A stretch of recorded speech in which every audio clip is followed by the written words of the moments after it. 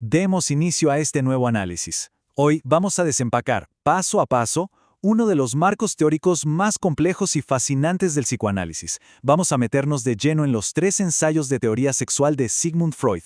Nuestro objetivo es estructurar todo esto citando las fuentes originales y usando lenguaje técnico, sí, pero parafraseando los conceptos para que se entiendan a la perfección. Cero lecturas aburridas. Para quienes buscan comprender cómo operan realmente esas fuerzas ocultas de la mente, este recorrido será absolutamente clave. Nuestra hoja de ruta de hoy es súper clara. 1. Tópica, lo inconsciente. 2. Dinámica, represión y pulsiones. 3. El plato fuerte. 3 ensayos, sexualidad infantil. 4. Fases del desarrollo psicosexual. Y 5. El famosísimo complejo de Edipo. Sigamos.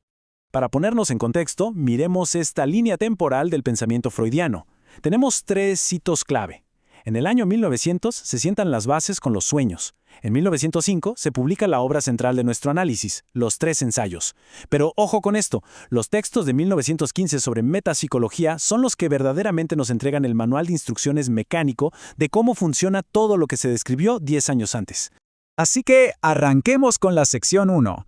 Tópica, lo inconsciente. Fíjense en este detalle extraído del texto original de 1915, titulado Lo inconsciente. Freud nos explica aquí que la condición de inconsciente es verdaderamente la marca de lo psíquico. Es como un contenedor gigante de actos latentes y reprimidos. Y la gran protagonista de este sistema es la censura. Imagínenla como una barrera o un guardia de seguridad súper estricto que decide qué pensamientos pueden cruzar a la conciencia y cuáles definitivamente se tienen que quedar en la oscuridad. A ver, entonces, ¿cómo trabaja ese guardia de seguridad? Aquí es donde usamos el término técnico de represión primordial. Básicamente es el mecanismo inicial. Requiere de una energía constante y altísima que los textos llaman contrainvestidura. Su trabajo es producir un divorcio absoluto. Sí, separa permanentemente una representación psíquica de su afecto original, asegurando que se quede oculta para proteger a nuestra mente consciente. Una locura, ¿no? Pasemos a la sección 2. Dinámica, represión y pulsiones. Si nos vamos directo al texto Las pulsiones y sus destinos, nos topamos con este concepto central, la pulsión. Y cuidado aquí, hay que hacer una distinción clínica súper estricta. La pulsión no es un simple instinto biológico de supervivencia, para nada. Es un empuje interno, una energía constante que le exige trabajo a la mente para resolver una tensión muy específica que nace en el propio cuerpo. Si desarmamos esta pulsión, vemos que tiene 4 piezas fundamentales que no se pueden separar. 1. El empuje, que es esa fuerza constante que mencionábamos. 2. La fuente, que siempre es una zona erógena. 3. El objeto. Y 4. El fin, que es conseguir la satisfacción. Ahora, pongan muchísima atención al objeto. Las fuentes nos advierten que este es el factor más variable de todos. De hecho, originalmente se nos presenta como un objeto perdido, lo que nos condena a buscar eternamente sustitutos que la verdad nunca logran darnos una satisfacción total. Y así llegamos a la sección 3. 3 ensayos. Sexualidad infantil. Aquí es donde la teoría realmente rompió paradigmas. Antes se juraba que la sexualidad arrancaba en la pubertad, pero los 3 ensayos tiran esa idea por la ventana. A diferencia de la sexualidad adulta normatizada, que busca la reproducción y se unifica bajo lo genital, la sexualidad infantil es un mundo completamente distinto.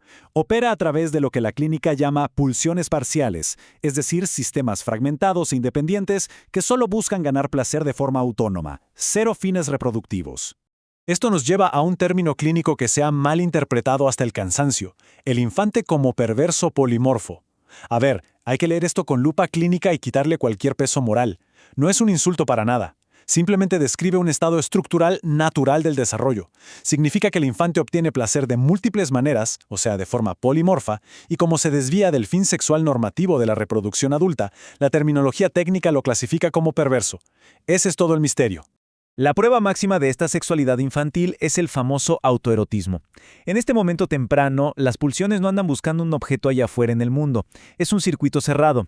El sujeto se satisface usando su propia anatomía. Un ejemplo clínico súper clásico de los textos es el chupeteo del dedo. Ante la pérdida del pecho materno original, el bebé usa su propio cuerpo como sustituto inmediato para calmar esa altísima tensión pulsional. Sección 4. Fases del desarrollo psicosexual. Revisando las fuentes sobre las organizaciones pregenitales, notamos que antes de que los genitales tomen el mando definitivo, hay otras zonas al control. Un claro ejemplo es la fase anal sádica. En esta etapa de desarrollo, el erotismo se concentra en la zona cloaca y el motor principal es una pulsión de apoderamiento, de dominio, que clínicamente se denomina sadismo. Es una fase crucial que, si se queda fijada, marca poderosamente la personalidad futura. Ahora bien, estas pulsiones chocan inevitablemente con la sociedad y la cultura, ¿verdad? Por eso tienen lo que Freud llama destinos. Puede haber una sublimación, donde esa energía pura se invierte en el arte o metas culturales. Puede darse una formación reactiva, que es armar un escudo extremo de defensa contra un deseo reprimido. O, más complicado aún, puede haber fijación o regresión, donde esa energía vital queda atrapada en etapas infantiles. Y es justo ahí donde se empieza a preparar el terreno para una neurosis. Y el meollo de todo este conflicto psíquico radica en una tremenda desincronización de tiempos. Por un lado tenemos al yo, que tiene que madurar rapidísimo, pasando del principio de placer al principio de realidad para poder sobrevivir y adaptarse al mundo. Pero por el otro lado, la libido se toma su tiempo. Gracias al autoerotismo y a la etapa de latencia, se queda protegida bajo la burbuja del placer por muchísimo más tiempo. Este choque de tiempos es una máquina inagotable de tensión mental. Finalmente llegamos a la sección 5, el complejo de Edipo. Citando directamente la conferencia número 20 de Freud, sabemos que este proceso arranca con algo llamado la investigación sexual infantil. En esos primeros años de vida, el sujeto opera bajo una ilusión total. Asume por defecto que absolutamente todos los seres vivos tienen exactamente la misma anatomía que él. Pero cuando la realidad golpea y los sentidos le demuestran la diferencia anatómica, se produce un quiebre cognitivo y afectivo gigantesco. Y es ese mismísimo quiebre el que detona el famoso complejo de castración. Lejos de ser un simple cuento para niños, es el mecanismo estructural clave que frena en seco las aspiraciones edípicas. Esa amenaza y angustia psicológica es tan fuerte que obliga a reprimir el deseo original, le pone fin a esa etapa del perverso polimorfo y empuja al sujeto directamente al periodo de latencia. Básicamente es la barrera definitiva que nos impone la normalidad cultural. Lo cual nos deja con una reflexión analítica bastante profunda para cerrar este recorrido por la metapsicología y los 3 ensayos, sabiendo que todos nacemos con estas pulsiones parciales que solo buscan una ganancia de placer autónoma. ¿Cómo es que la entrada obligada a la cultura moldea, fractura y redirige para siempre la naturaleza original de nuestro deseo? Es de esas preguntas estructurantes que verdaderamente nos invitan a seguir escarbando en los laberintos del psicoanálisis. Muchísimas gracias por acompañarnos en este análisis.